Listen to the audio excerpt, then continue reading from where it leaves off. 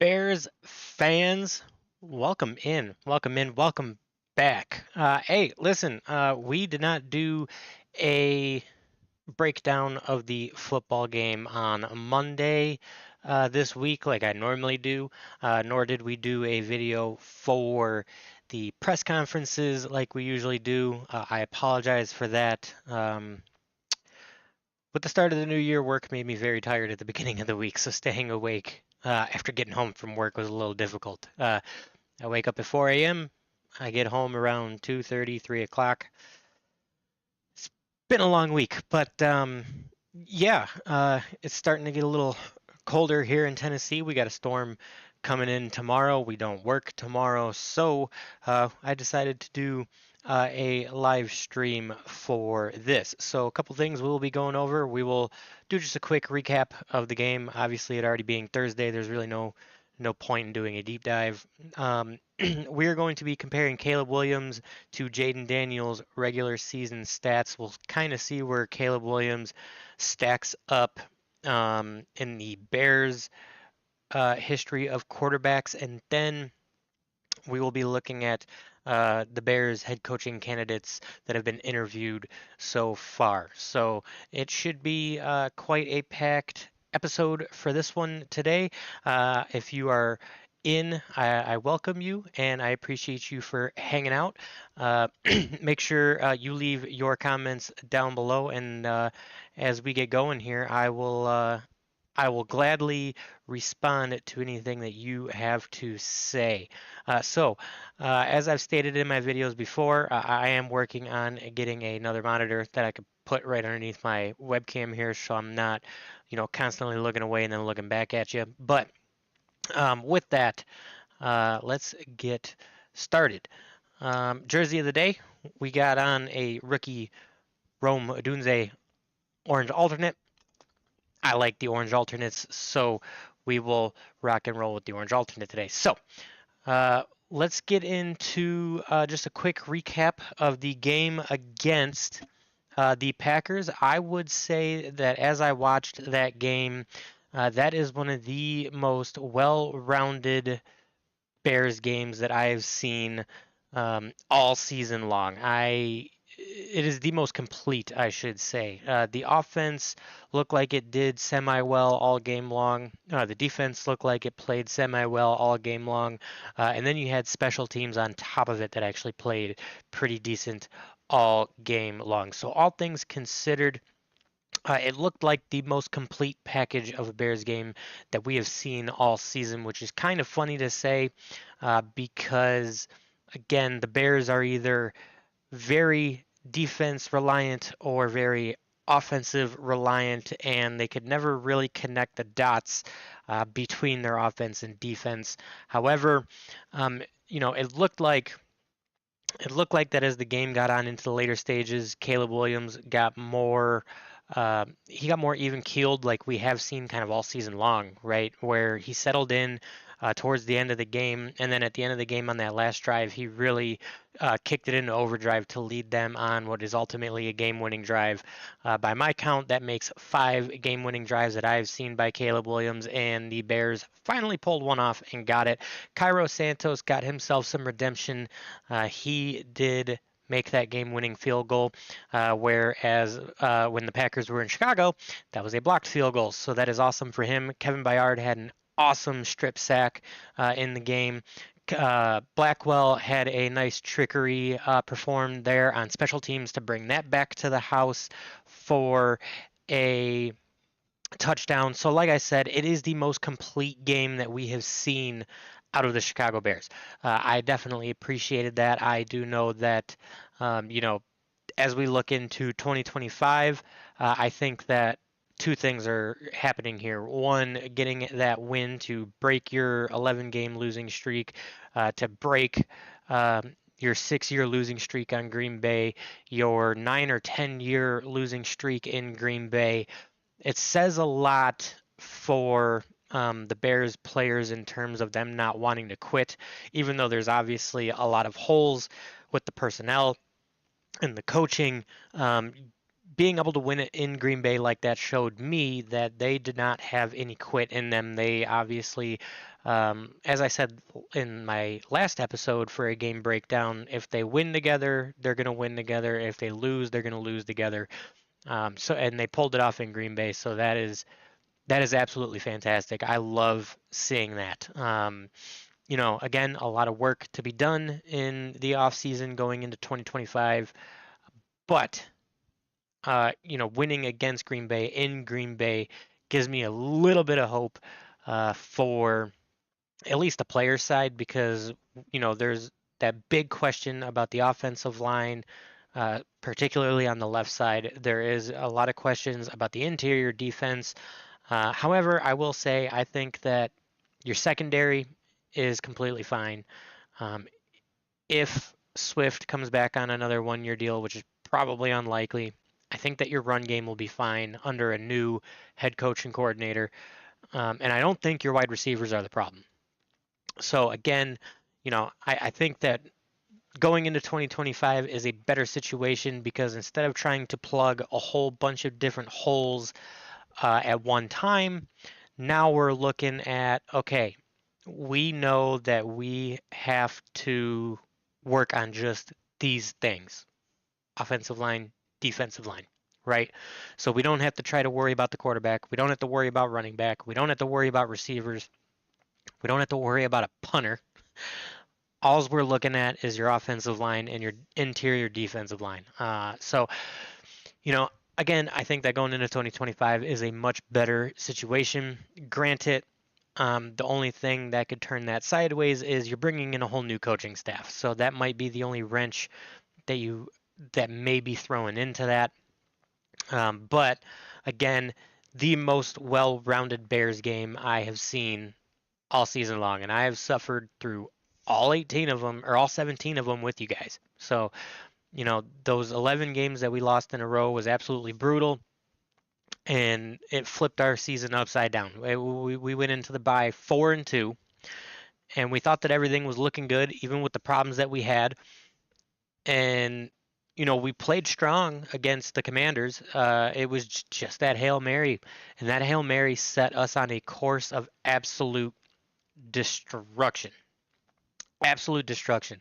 And that was really unfortunate because even with the problems that we had, the defense was always holding in these games long enough to where your offense would show up towards the end of the game and put up a fight, right? Or your offense was holding the game long enough for your defense to put up a fight at the end when it mattered. And it really showed when we were 1-3, then 2-3, then 3-3, then 4-2, and so there was a lot of things that went right at the beginning of the year that just really got derailed because of one unfortunate play that happened against the Commanders. And really the game against the Cardinals just got out of hand. You really should have beat the Patriots at home. Those first 3 games against your division opponents was well within reach and was winnable. Your second games against your division opponents were reachable, and then you finally capitalized against Green Bay at home, which ultimately I believe dropped them to the 7th seed, which kind of even makes it better for us. So, we put them in a harder position for their playoff odds because now they have to go and play the Eagles, which I think that the Eagles are definitely favored in that game at home with Saquon Barkley. I mean, I don't know if Green Bay could win that game, which I'll talk about that when I do the playoff game videos, because we're focusing about the Bears today. And with that, with the game kind of quick recap out of the way, let's kind of shift gears here.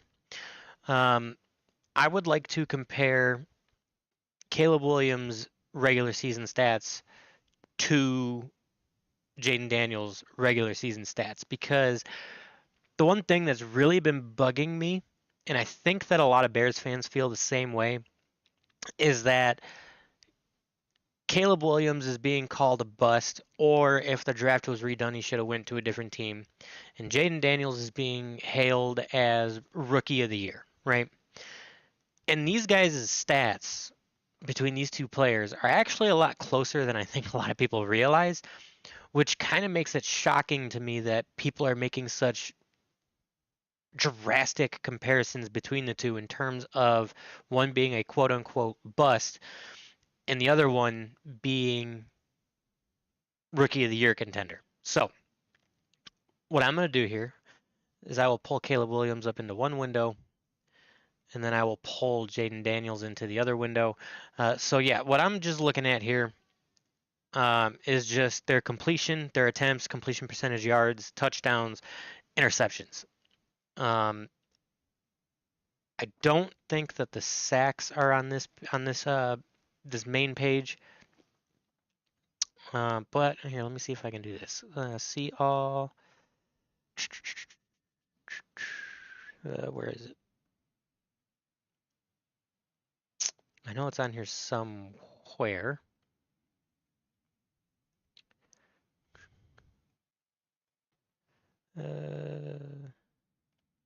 Passing, see all.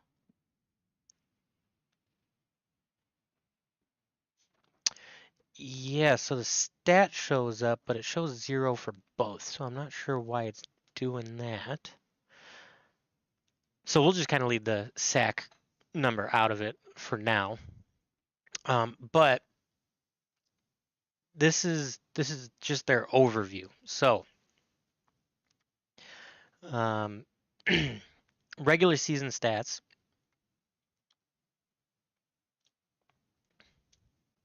Caleb Williams. His regular season, 351 completions, 562 attempts. That is good for a 62.5 completion percentage. Jayden Daniels has 331 completions and 480 attempts, and that is good for a 69 flat completion percentage.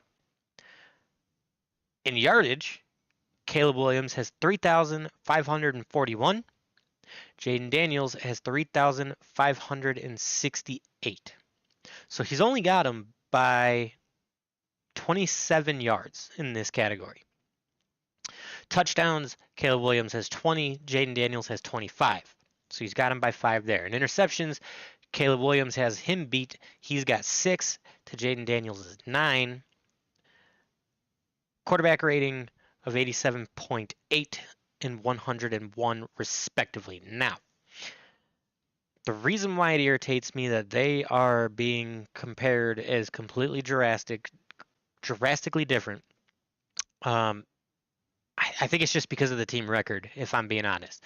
Because they're only 27 yards apart, 5 touchdowns apart, and 3 interceptions apart. If you put them in the ranking of yardage, Jayden Daniels is 16th and Caleb Williams is 17th. So there's only one split there. The part that really irritates me, that I don't think that people understand, is that Caleb Williams has led his team on 5 or 6, depending on how you want to look at it, 6 game-winning drives that only one of them counted towards a win. And again, with their yardage being so close, I understand their completion percentage is 6.5 points difference. The thing that people don't give Caleb Williams enough credit for is that Caleb Williams did this on a team that gave him no protection whatsoever. He did this on a team that went 5 and 12. 5 and 12. And a team that gave him no protection. He was sacked, 68 times this year? Imagine if he had the offensive line that Jayden Daniels had. Like, to be honest, I think that Caleb Williams could have been the first Bears quarterback to go over 4,000 yards.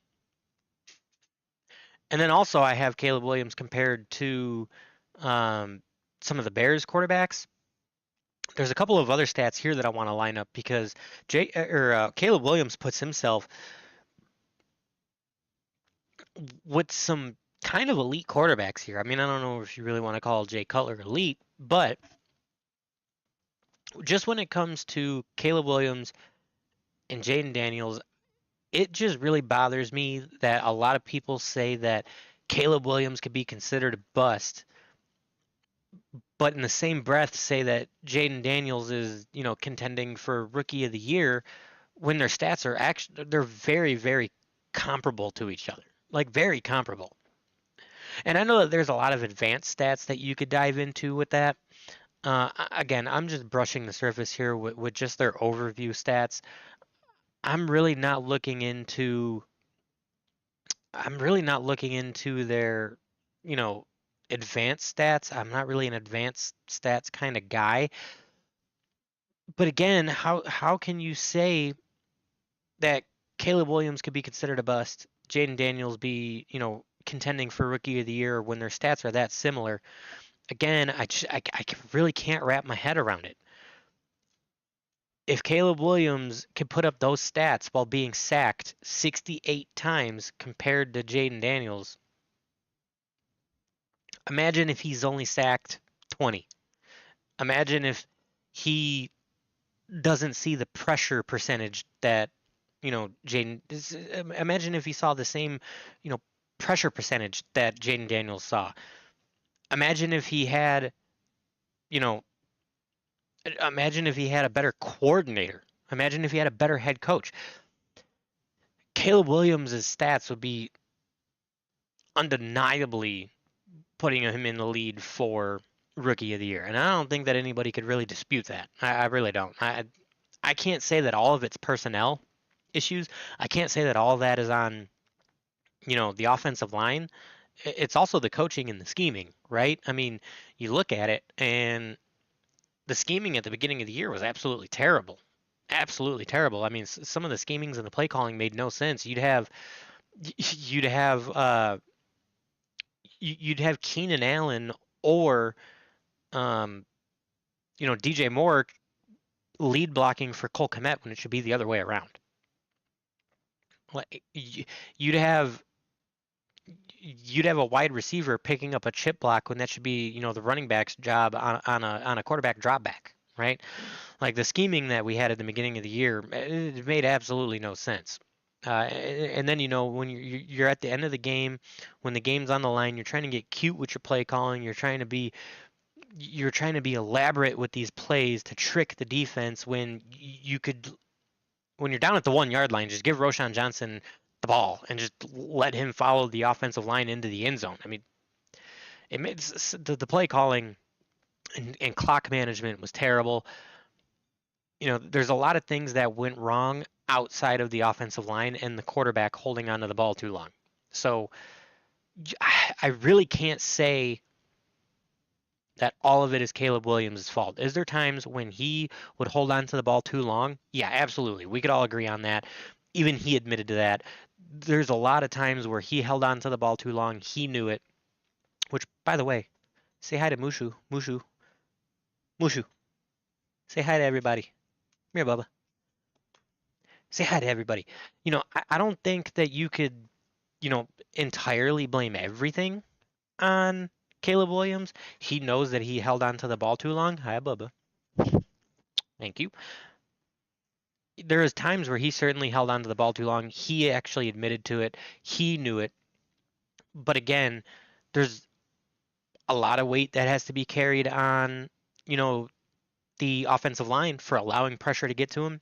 There's times where some of the design play calls put Caleb Williams in a tough spot to where he wasn't able to let plays develop, and that's the other part. The offensive line was allowing pressure to get to him so fast, he couldn't let plays develop downfield either, right?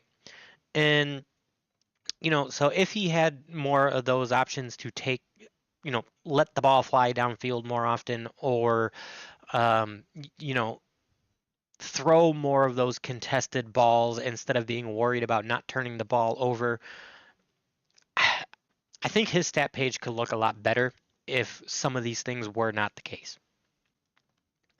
And when I um, later when I take this stream and I cut it into pieces for separate videos, let me know down in the comments below what you think. If there's a better play caller than what we had at offensive coordinator, if we had a better head coach with better time management, if there was a better offensive line that wasn't letting pressure get to him so fast, how much different or better do you think that his stat page looks? Does he get over 4,000 yards? Does he throw more than 20 touchdowns?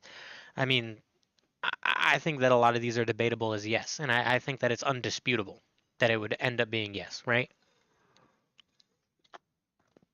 Now, as far as quarterback comparisons go, I want to compare him to just Bears quarterbacks because I think that this is actually worth it.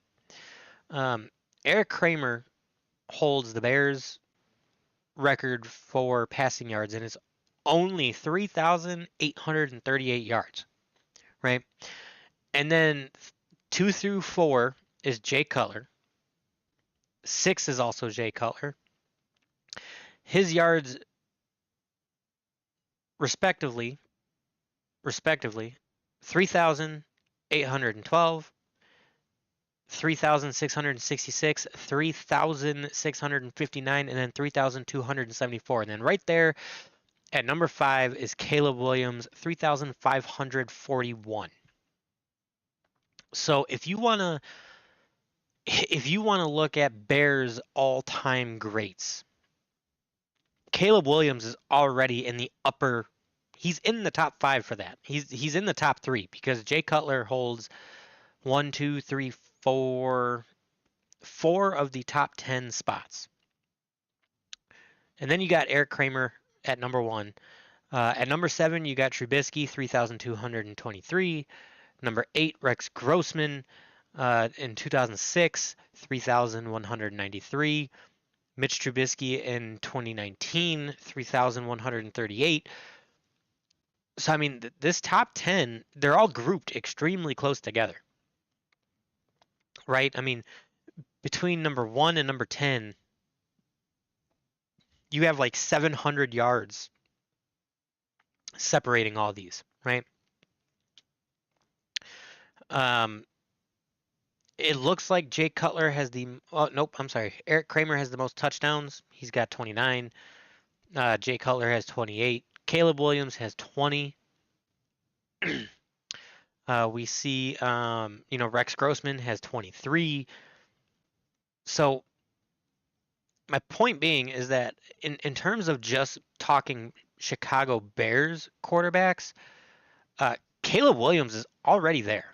He's already in the top 3 of Bears quarterbacks, right? So it's Eric Kramer, Jay Cutler, and then Caleb Williams. If you want to go even further than that, you can look at completion percentage. Eric Kramer, the year that he set his in 95, his completion percentage was 60.3. Jay Cutler's best was 66.0. Caleb Williams, 62.5. Mitch Trubisky has the best of the top 10, 66.6. So, in terms of quarterback rating, Caleb Williams again in the top 3. Eric Kramer, 93.5. Jay Cutler has an 88.6. He's got an 88 or an 86.3, a 92.3. Caleb Williams, 87.8. And this is just his rookie year, his first season as a Bears quarterback. So here's the thing. You get a better offensive line.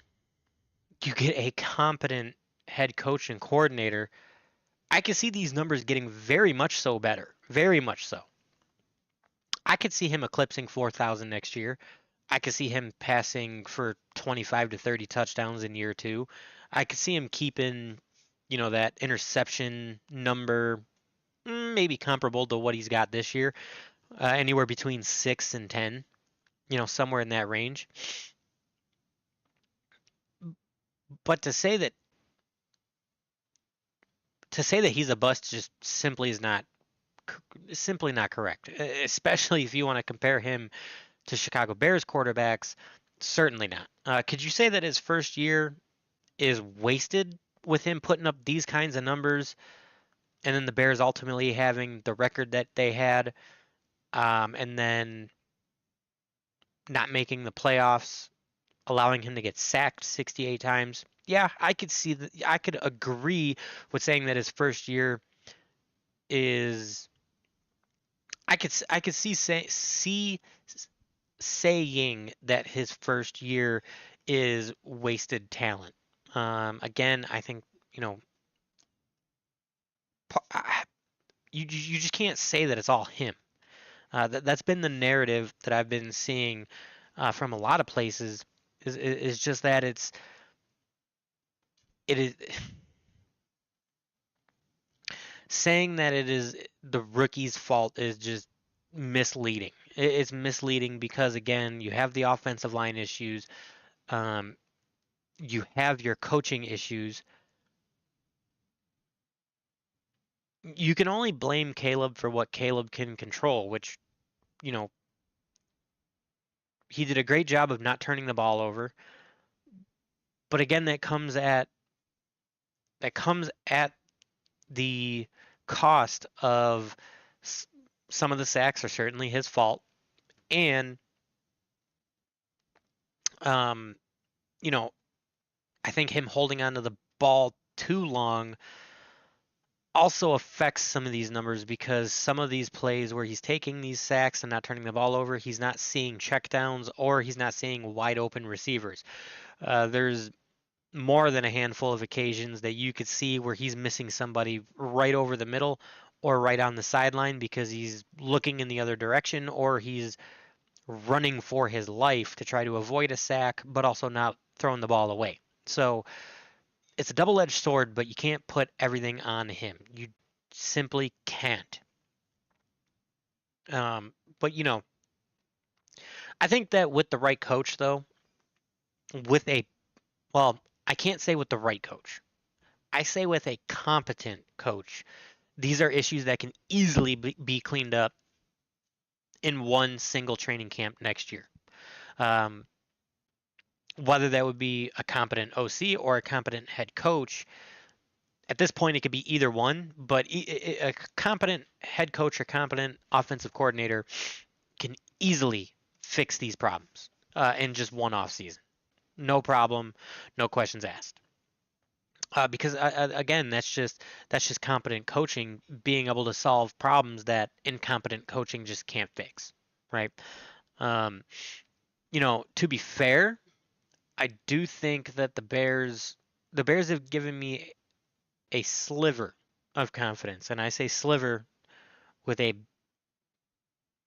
truckload of rock salt because, um, in the last 8 years, 10 years even, well, further than that, 14 years when Lovie Smith got fired, I cannot say that the Bears have made very good coaching decisions. I think we can all agree upon that. The best one, record-wise, Matt Nagy, since Lovie Smith. So I can't say that I have all the confidence that the Bears make the right decision. However, I will say that they have given me at least some form of confidence in that they did the right thing by firing the offensive coordinator and head coach for the first time in franchise history. So with them getting out of their comfort zone there, I could see them making a better choice for head coach than they have in the last 14 years. Um, the only thing that scares me is the CHGO Bears have reposted a tweet from Adam Johns from 2 days ago on the 7th. They reposted this yesterday. This is who is involved with the interview process. Ryan Poles, Kevin Warren, George McCaskey, Matt Feinstein, Jeff King, and then also HR Liz Geist, and then Karen Murphy, EVP of Stadium Development slash COO. I don't know why that name is relevant, but apparently it is. My problem with this list of names is that it is supposed to be between Ryan Poles and Kevin Warren for this head coaching decision. Why is McCaskey, Feinstein, and King remotely on this list? I don't get it. Um, Kevin Warren and McCaskey has come out and said that the ultimate decision for head coach is Ryan Poles, which fine. I'm okay with Ryan Poles making that ultimate decision because I still wholeheartedly believe that Ryan Poles did not want Matt Eberflus. He was forced to keep him. And that is only backed up by the fact that when he wanted him fired before the season started, and then after the Bears lost to the Patriots at home, he wanted to fire him, and Ryan Poles was told no by Bears ownership. And there's conflicting Twitter reports all over the place about Ryan Poles was forced to keep him. Ryan Poles really wanted him. They were best friends. They were this, they were that. There's a bunch of conflicting reports about Ryan Poles and Matt Eberflus, but I tend to lean to believe the fact that he wanted him gone twice and ownership said no.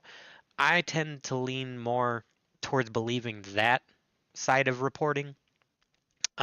Mainly because if you looked at Ryan Poles and Kevin Warren's press conference after Eberflus was fired, Ryan Poles looked pissed and lost. He really didn't know really what to do. He looked like a guy with his hands tied behind his back.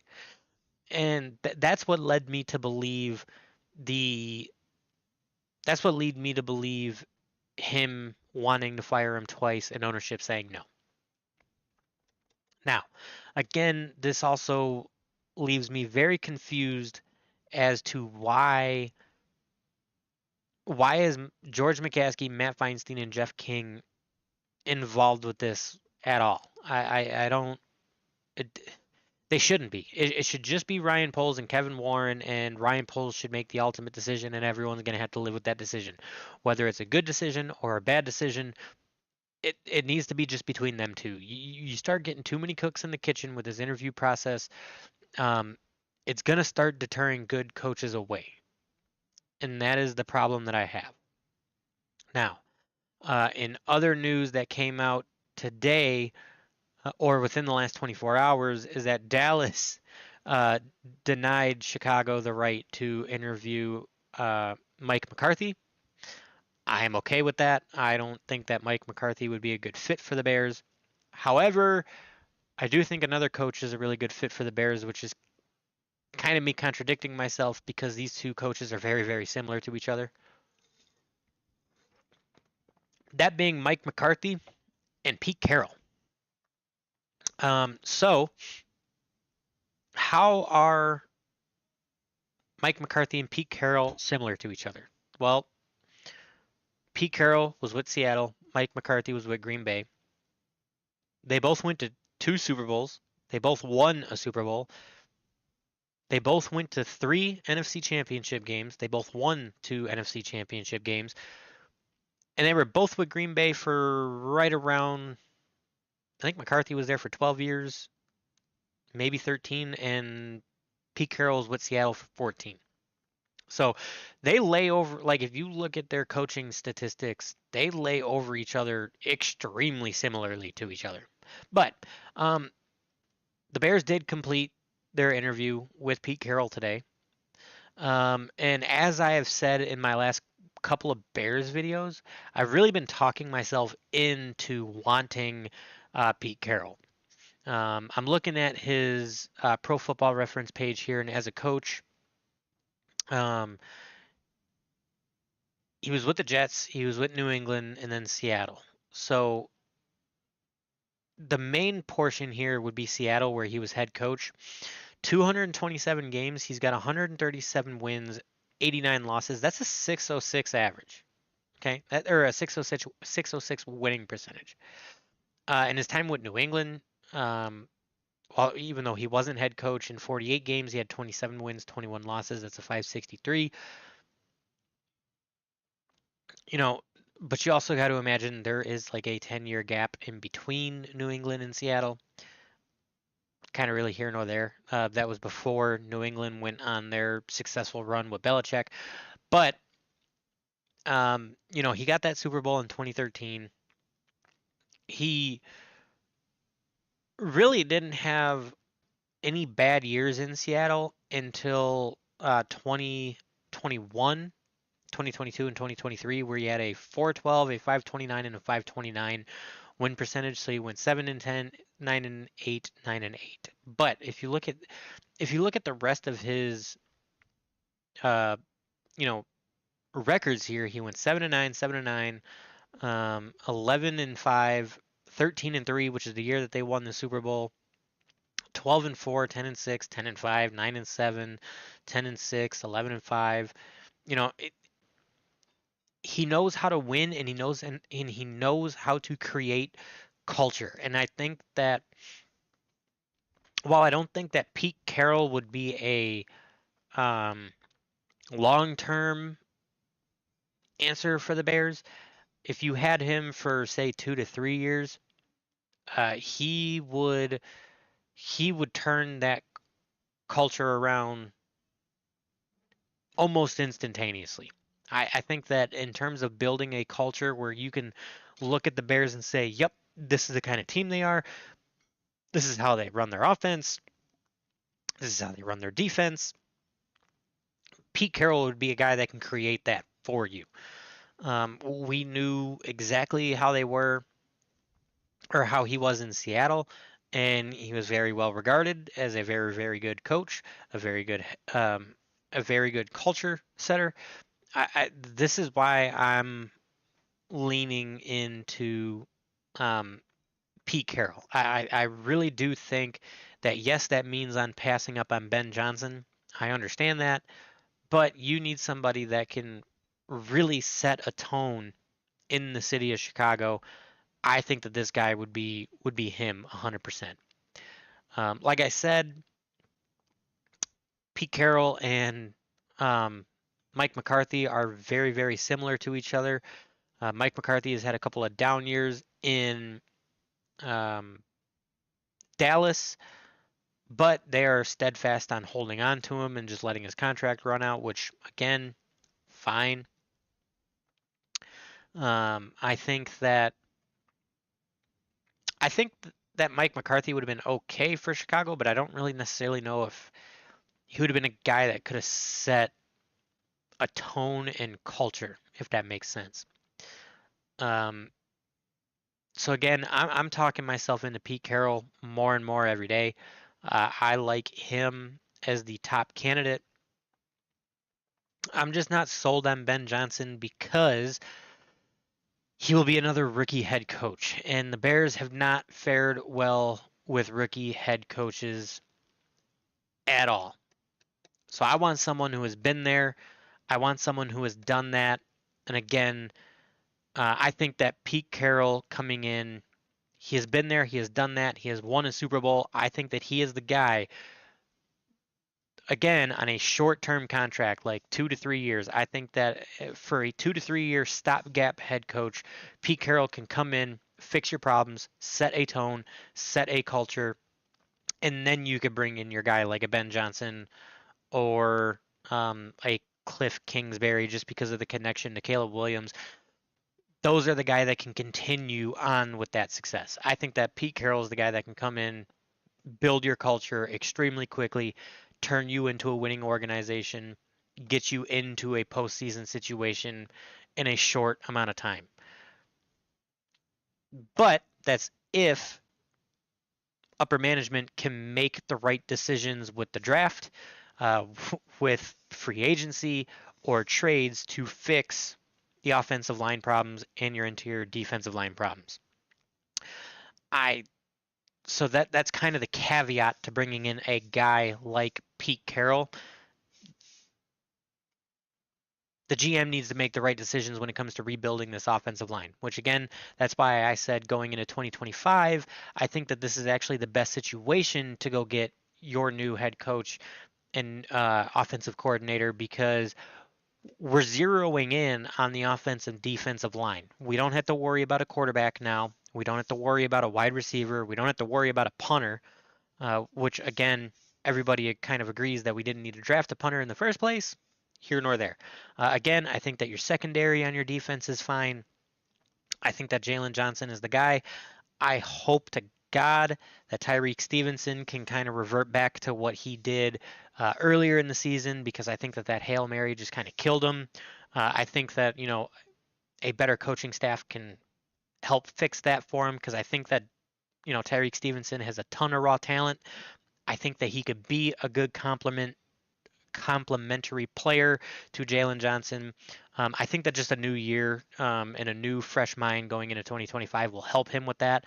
I'm really pulling for him because I I went and bought his jerseys, so I really want the guy to succeed. I think he can.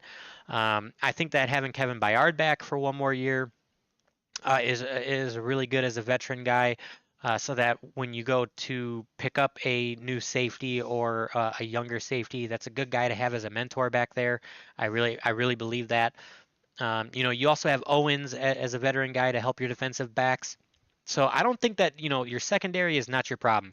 For as long as I've been alive, I could say as a Bears fan that uh, I've been blessed with excellent Bears secondaries. I've never really ever been watching a Bears game, even with the Bears struggles and how our records have turned out the last 14 years. The Bears defense has never been a problem ever in my lifetime. I'm 28 years old. I've been blessed with beautiful linebackers, Urlacher, Briggs, and Peanut. Um, you could fast forward to when we had, Khalil Mack. And now I think that, our, even though it's not top tier for linebackers, I think that they're more than serviceable. We just got to get the scheming right. I also think that a better um, defensive line actually helps the linebackers play better, uh, just because the way that the zone coverage works, a lot of defenses are going this way with cover two zones. I think that if the interior defensive line can help stop the run, I think that just naturally makes the linebackers look better, anyways. So I can't really pin a lot on the linebackers as far as that goes. I think that more falls back again the interior defensive line. Plus, I mean, Andrew Billings going down with his injury just really killed the interior defensive line towards, the end of the year when he got hurt. So, I mean, there's a lot going right on the defense. However, again, going into 2025 is again the best situation because you only have two problems left to fix: offensive line, defensive line. So that's my opinion on where you got to fix things. Again, I would say that that's why I feel like Pete Carroll would be the number one candidate in this situation, because you already have the talent there. You already have the talent with Caleb Williams. You already have the talent with Roshan Johnson and DeAndre Swift if he comes back for one more year. You already got Roma Dunze. You got Cole Kmet. You have DJ Moore. You potentially have Allen coming back one more year if you can get him at the right price. You already have that raw talent on both sides. You just need someone who could set a tone and a culture, someone who is dependable in their coaching, uh, somebody who doesn't beat around the bush in the media. And I know that scares the Bears brass a lot.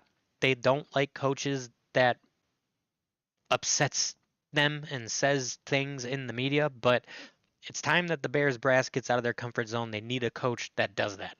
You need a coach that, responsibility, dependability, and you just need a no nonsense coach. And Pete Carroll is that guy. Um, Again, I understand that means that you have to walk away from Ben Johnson, but as I stated before, the Bears have not had good luck with rookie head coaches. I just think that you need to have somebody who has been there, done that, and that is Pete Carroll. On the flip side of that, there is Mike Vrabel, and I have mixed feelings about Mike Vrabel because he has had some really shitty situations in Tennessee. I mean, really shitty situations. I mean, you go and draft a quarterback, but then you really put no weapons around him. I really don't. He had a really good year in 2021 where they went 12-5, and then they went 7-10 and 6-11. You could see where the rebuild was in 2018, 2019. They got better, got better. 2020, they got better. 2021, they really took their stride step, and then 2022 and 2023 just they fell flat on their face. I don't know if I don't know if I could say that 2022 and 2023 is all him and the coaching, or if it's just they don't really have anybody on their team. There's when you have a lack of talent, how can you coach the extreme lack of talent? You know what I mean? Like how much of how much of the oh hello, where am I scrolling here? How much of the 6-11 record is Mike Vrabel and his decisions, and how much is your offensive coordinator? How much of it is your upper management and how they're handling the roster with trades and the draft and everything else?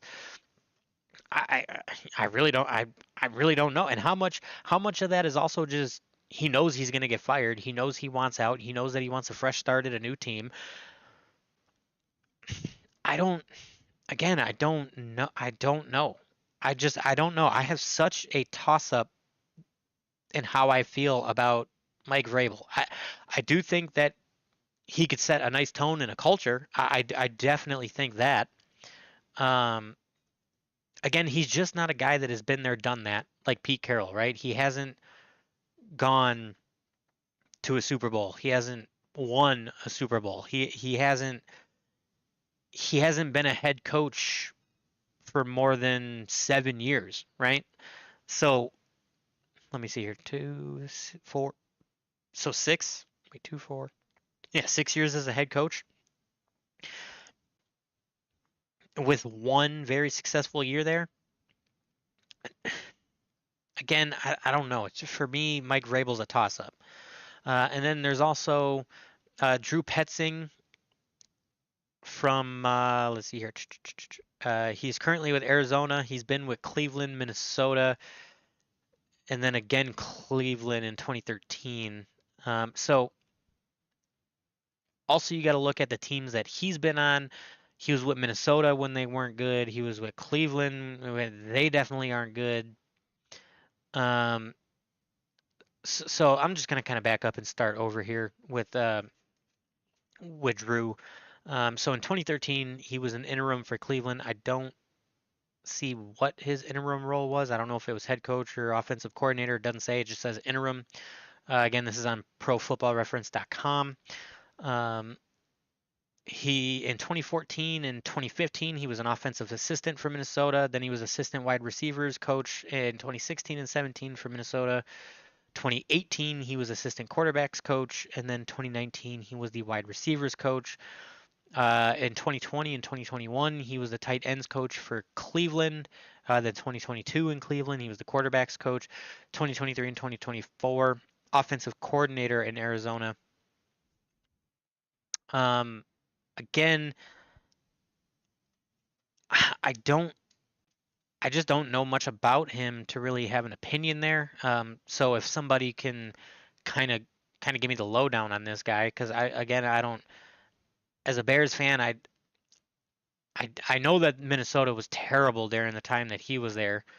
I don't really know much about the Cleveland, being a Bears fan, obviously. I don't really know much about Arizona. I don't really know like what kind of players they had. I don't know what the rest of their coaching staff really looked like.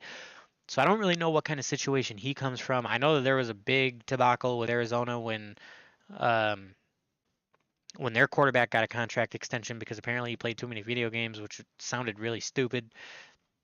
I know that Arizona's not great. So I don't really know.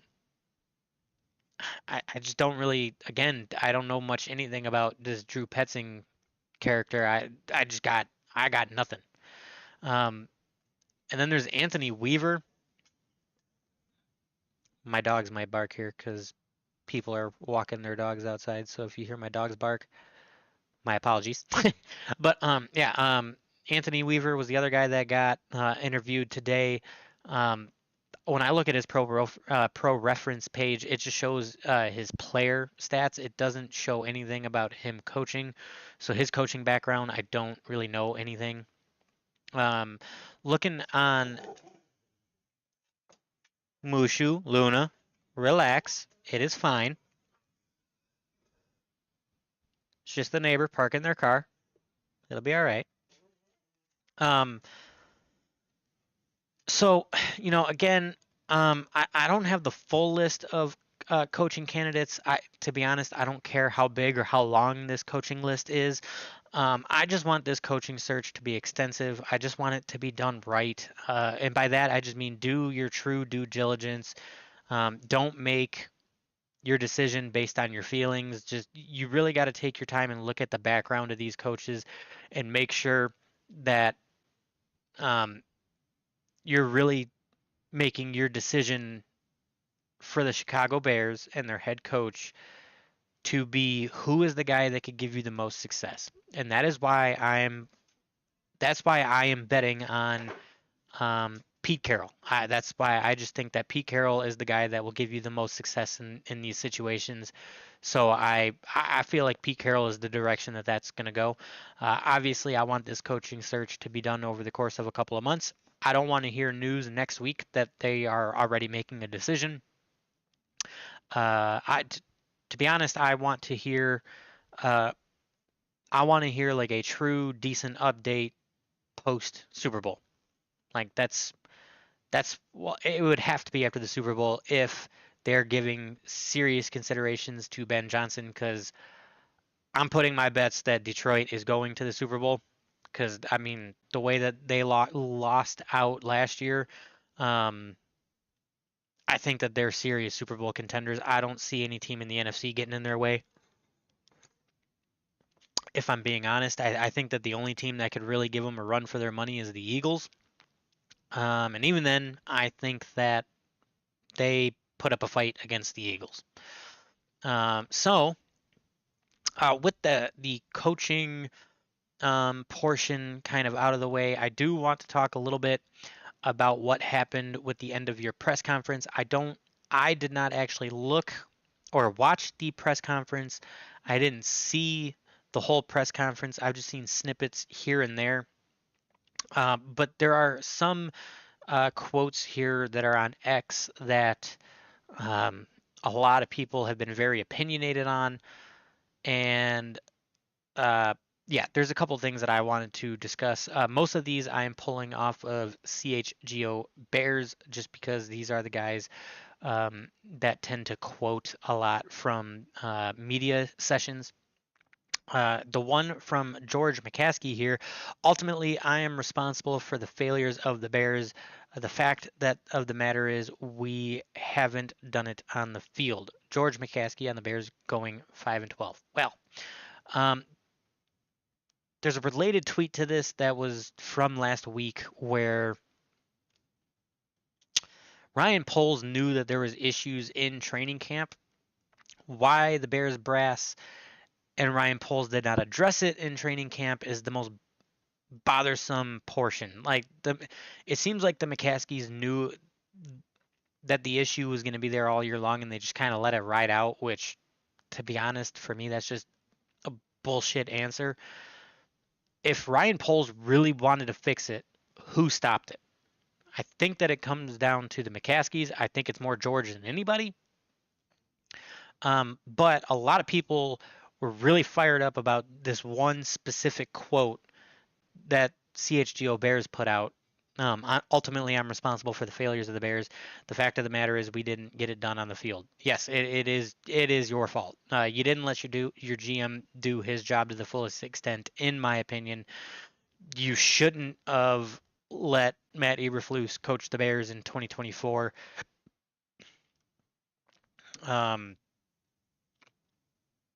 There's another one here from Kevin Warren. I made it clear in early December Ryan Poles is the point person on the search.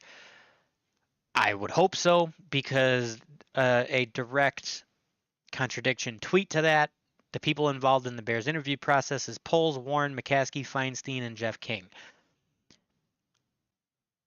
I don't know how to wrap my head around you being so steadfast on him being the point person, but then it later coming out there's 5 people involved in this interview process, shows that you don't really have a whole lot of Kevin Warren maybe backing Ryan Poles and him being the point person. I just don't think that the McCaskies are backing that. Again, it's very frustrating that, like, I fully believe that Ryan Poles and Kevin Warren are working together and they are trying their best to make the best decision for the head coaching job. I seriously think that the McCaskies are just a roadblock for that. All decisions ultimately have to go through the McCaskies. I don't think it should be that way. I think that Ryan Poles and Kevin Warren should come up with that decision, and then the McCaskies just sign the paychecks. That's how it should be. Also, from the end of year press conference, an interesting one from George McCaskey. We heard this is in reference to firing head coach. We heard a lot about that. We had just never done it. We weren't adamantly opposed to it. I'm assuming that quote is the chance of firing Flus for the home games. I'm assuming that's what that is being in reference to. Well, McCaskey, you waited way too long. You really did. Again, I have said that I believe the reports that Ryan Poles wanted him gone at least twice and once before the beginning of the year, and you stopped it from happening. You know, I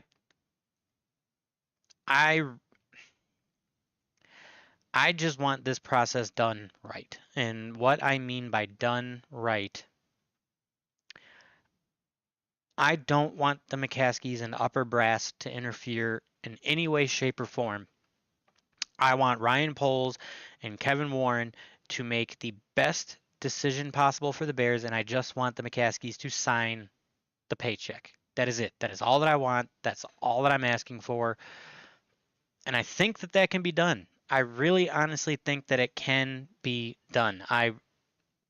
Based on the way that the end of year conference went and the way that the conference went after firing Eberflus, I do believe that Kevin Warren and Ryan Poles are in lockstep with each other. I think that they see eye to eye. I do believe that they are on the same page. I don't think that there's any hatred between them two. I don't think that there's any turmoil there, because Kevin Warren continuously keeps saying that Ryan Poles is the guy and he will back him up, and it is ultimately his decision. I just don't believe McCaskey when he says that it is up to them, it is solely up to them, we just sign the paycheck. That is the only part that I have a qualm with. I just don't believe what the McCaskies say. I think that Kevin Warren should necessarily even really remotely be involved? No, not really. I think that it should be the GM and the GM only. While I understand why Kevin Warren is involved, here's how I want this interview process to play out. I want Ryan Poles and Kevin Warren to do the interviews. I want Ryan Poles to come to the decision by himself, but I want Kevin Warren to challenge him, not in like a I don't trust you kind of way, but in a validating sort of way, if that makes sense. Like, not like a hey, I think the decision you're making with this coach is wrong. Tell me why you believe he's a good decision for the head coaching job. What I basically want him to do is I just want Ryan Poles to have to really weigh his options and then get to the decision by himself and not be forced into that decision. If I really hope that makes sense, because the way that I don't want to trip over my words here, because I had spoke to my dad on the phone about this a couple of different a few days in a row, and this made a lot of sense when I was talking to my dad about this. It was basically just hey, it's not that I don't, believe you. I'm just going to challenge you so that you could, you really flush out this decision. Basically, that's all I was getting at. Just really flush out the decision, but don't be forced into the decision. I again, don't have a problem with Warren being involved. I just don't want him to force Ryan Poles into a certain direction.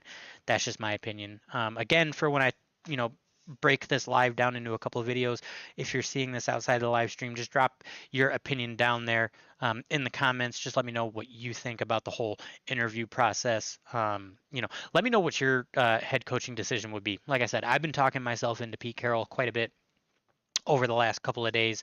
Who would you like to see? I'm just curious.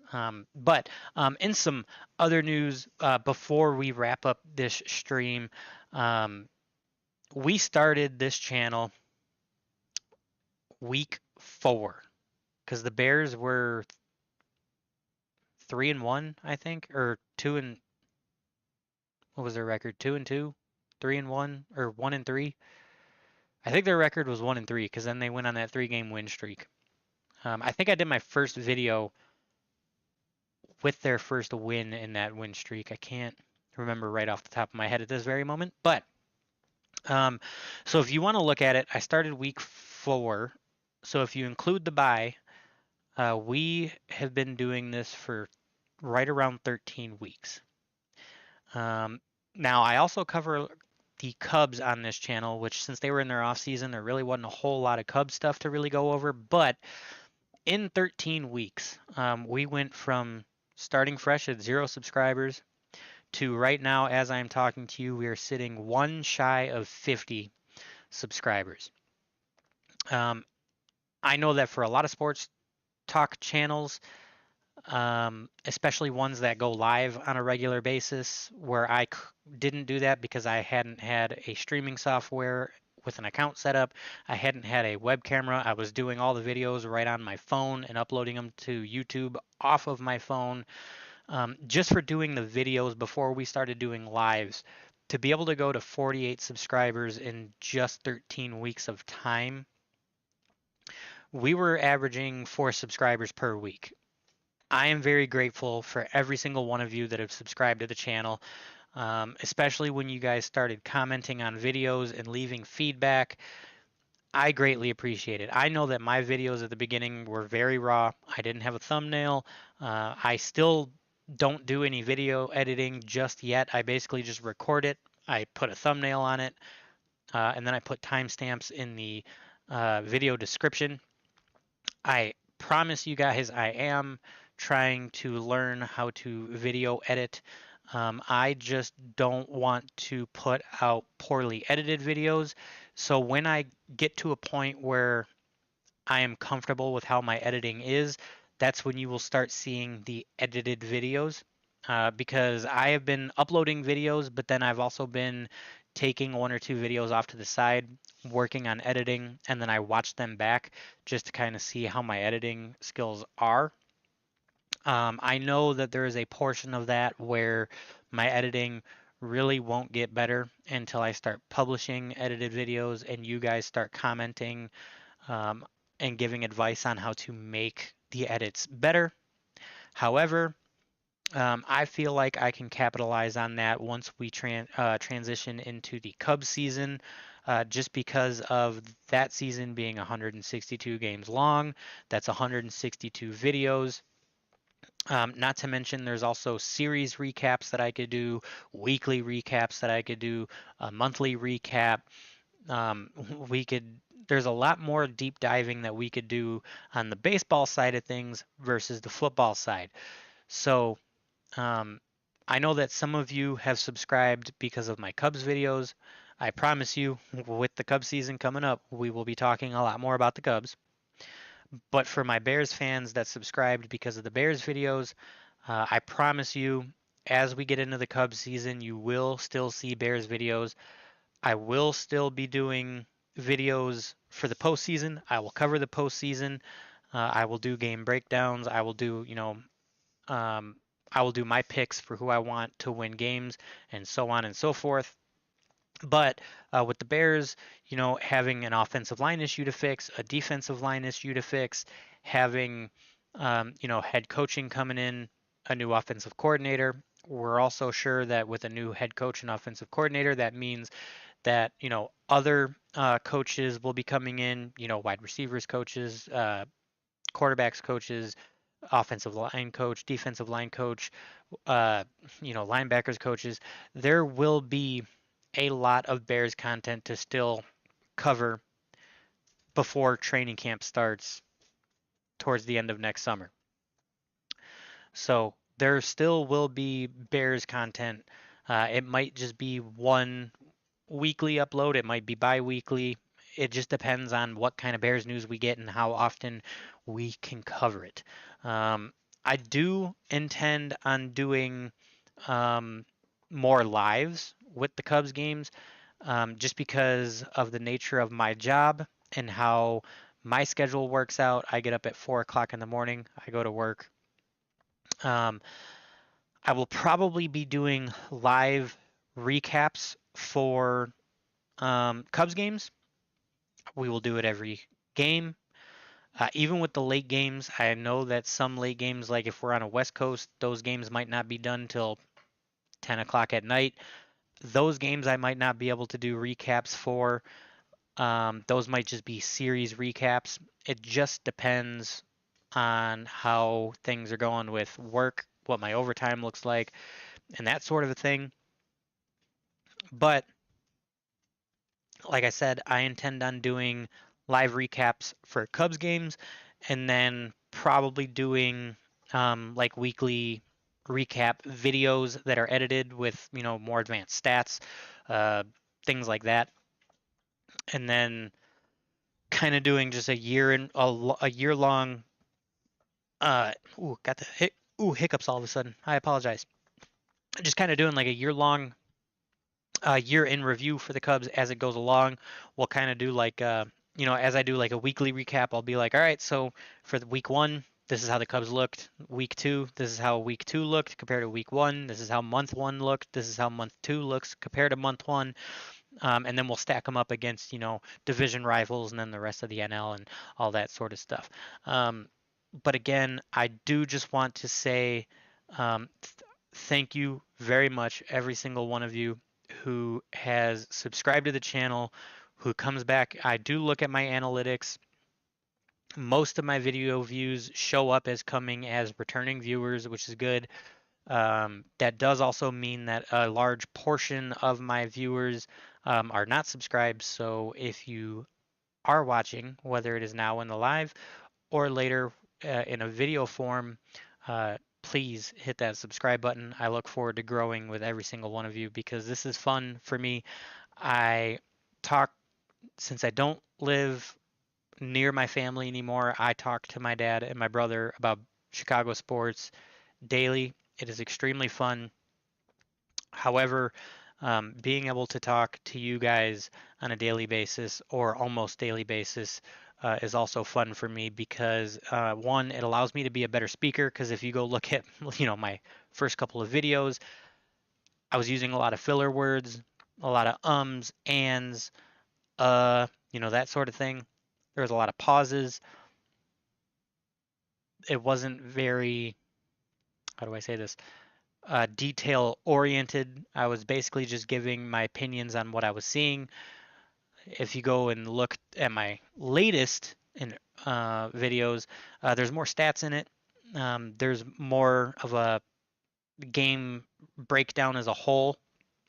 And then as I move forward into next year, what I would like to do is, get video clips into editing to where, like, if I'm pointing out something that I saw in the game, I could show the replay and be like, this is, a game-defining moment. Like, this is what it's all about. Like, I'll be able to do that in the future, which would be really neat for me as well.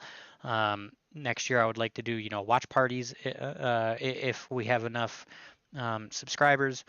We could do watch parties where we're talking to each other, all game long, and then you'll be able to, hear my father and my brother on speakerphone because I call them and put them on speakerphone and talk to them about what's going on in the game, as it's happening.